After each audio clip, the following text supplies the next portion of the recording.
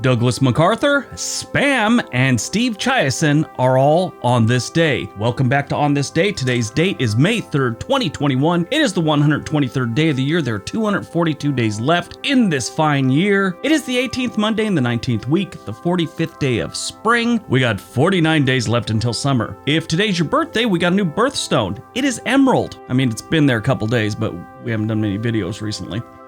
Today is World Press Freedom Day. World Press Freedom Day acts as a reminder of the importance of a free press in its function and safe society, and serves to commemorate the journalists who have lost their lives in support of free press. In a time when the media coverage is prone to fear-mongering and sensationalism, taking the time to appreciate and seek out journalism with integrity has never been more important. In my opinion, the press is very important, even if you don't like what they're saying, as long as they're saying it. You know, that's my opinion. If it's wrong, that's a different situation, and they should retract things. People are human, they make mistakes. If they're doing it on purpose, they need to be in jail. But I think in general, doesn't matter how you see what they're reporting, whether you like it or don't like it, if you see it being reported, they're doing a good job.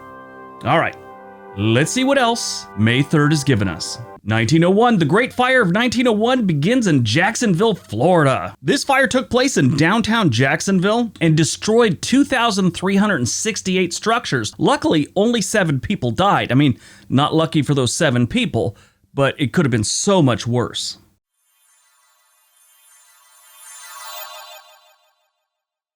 1951, the United States Senate's Committee on Armed Services and United States Senate Committee on Foreign Relations begin their closed-door hearings on the relief of Douglas MacArthur by President Harry S. Truman. Yeah, he fired him during the Korean War. On April 11, 1951, U.S. President Harry S. Truman relieved General of the Army Douglas MacArthur of his command after MacArthur made public statements which contradicted the administration's policies. Now, if you don't know anything about MacArthur, he was a great general, not denying that whatsoever. He was also very arrogant, flamboyant, and spoke his mind no matter what his superiors, in this case, the President of the United States, no matter what he was saying, Douglas MacArthur said what he thought. As the U.S. and the United Nations forces turned the tide of battle in Korea, MacArthur argued for policies pushing into North Korea to completely defeat the communist forces. So he wanted to invade North Korea. At this point, they were kind of on the border, fighting back and forth, and he had them on the run, and he wanted to just keep following them, basically destroy North Korea. Truman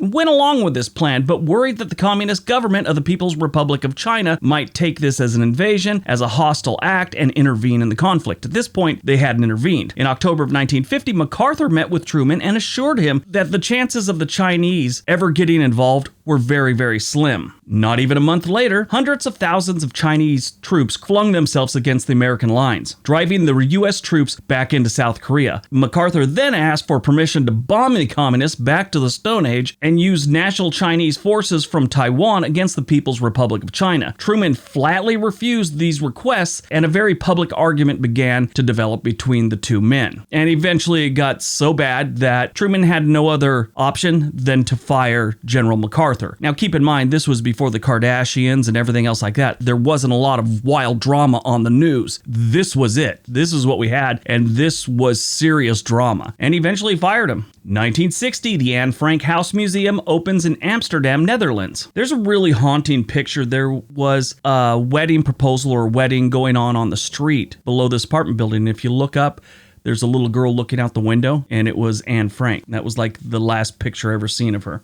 1978, the first unsolicited bulk commercial email, which would later become known as spam, is sent by a Digital Equipment Corporation marketing representative to every ARPANET address on the west coast of the United States. So basically, this guy decided, instead of sending something through the mail, he was just going to send it to every email address that was on the internet at the time. And now we have spam. Do you know why they call it spam? It's actually because the Monty Python had a skit where they said spam over and over and over. Guy goes into a restaurant, asks them what they have, and she starts going, I've got spam and eggs, spam and cheese, spam and sausage, spam, and she just keeps going on. Spam and spinach, spam and omelets, spam burger, and just goes on and on and on. So yeah, that's how they got it. 1979, Margaret Thatcher wins the United Kingdom's general election. The following day, she became the first female British Prime Minister. Pretty impressive. I like how they do that. You win the election, the next day you're in. Here in the United States, you win the election in November, and you gotta wait till like January to actually take office, and I guess it used to be in March that they had to wait till. Strange. 1987, a crash by Bobby Allison at Talladega Superspeedway in Alabama basically changes everything for the big racetracks. So you have these smaller racetracks, medium racetracks, and giant racetracks. Talladega is one of them. And if you don't have anything governing how fast these guys can go, they go too fast. And Bobby Allison's crash was a result of that, and they decided to make some changes. Now they have restrictor plate races where you can only get so much horsepower out of your vehicle. And those are Daytona International Speedway and Talladega. I thought there used to be another one, but I couldn't find it, so I'm thinking that's wrong. If I am wrong, please let me know in the comment section below.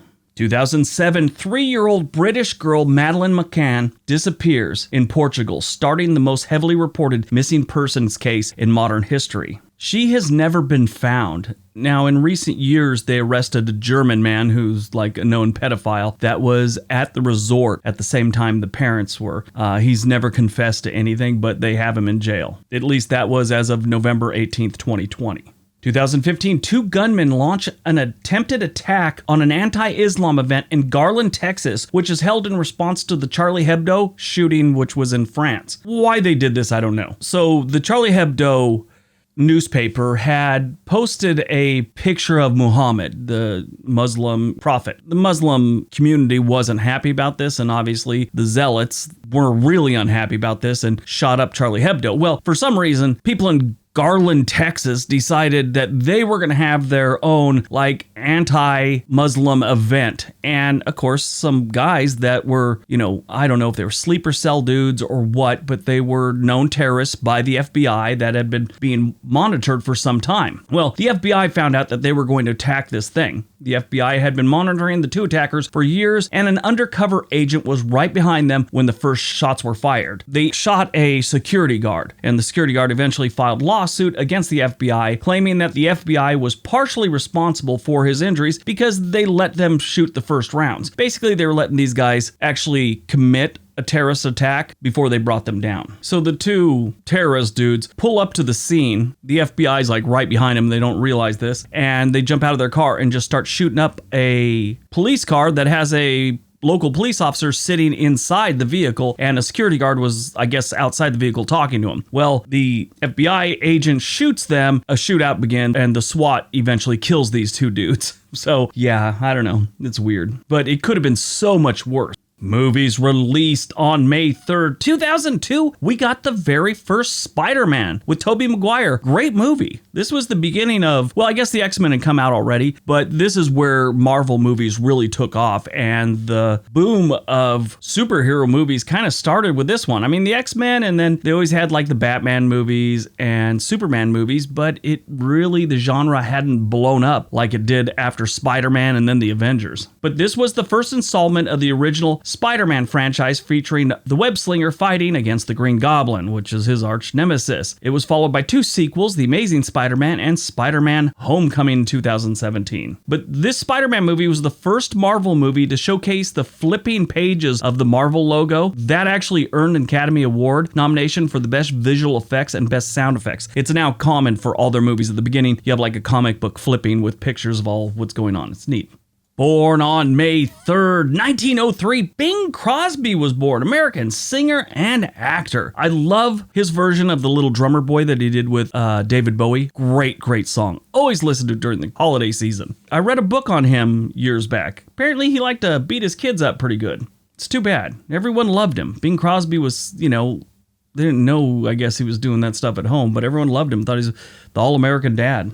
Died on May 3rd, 1999. We lost Steve Chiasson, I've heard it pronounced both. He was a Canadian-American ice hockey player. He played with the Detroit Red Wings and then Calgary Flames for a while, and was playing with the Carolina Hurricanes in 1999, and they were in the playoffs, and they lost their final playoff game to the Boston Bruins, and he went to the end of the year party with the team a couple days later, and on his way home from that, he died in a car accident. All right, that's today's video. Hope you guys enjoyed it. Hope you got some information out of it. Now go out, have a productive day, be nice to each other.